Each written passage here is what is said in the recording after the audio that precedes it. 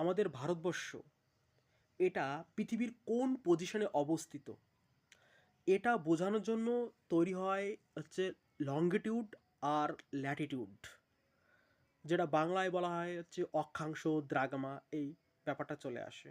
তো ক্লাস 9-10 এগুলো পড়েছি অক্ষাংশ দ্রাঘিমা সম্পর্কে, কিন্তু এখন তো ইংলিশ ভার্সান চলে এসছে যেহেতু, সেই কারণে যেন লঙ্গিটিউড আর ল্যাটিটিউড টার্মগুলো উচ্চারণ করতে হয়।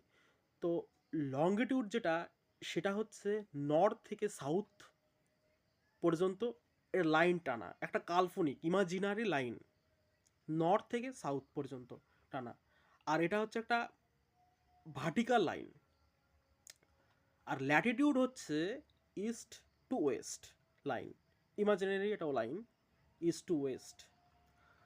আর এটা হচ্ছে হরাইজেন্টাল বরাবর লাইন। এই লাইনগুলোর মাধ্যমে ভারতের অবস্থানটা বোঝানো হয়, পৃথিবীর কোথায়, পৃথিবীর কোথায় অবস্থান ভারতের। হ্যাঁ, এর থেকেই বলা হয় এই ভারতবর্ষটা আছে হচ্ছে নর্থ আর ইস্টের হেমিস্ফিয়ারে, এই গোলার্ধে অবস্থিত।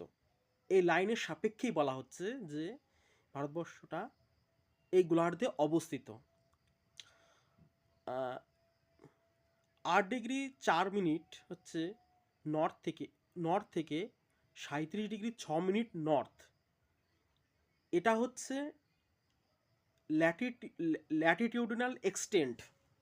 হ্যাঁ, আর হচ্ছে 68°7' ইস্ট থেকে 97°2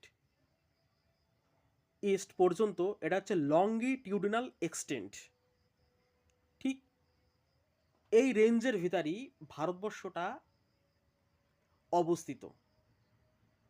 হুম, এটা ভারতবর্ষটা অ্যাকচুয়াল পৃথিবীর কোন পজিশনে আছে এইভাবে মেজার করা হয়।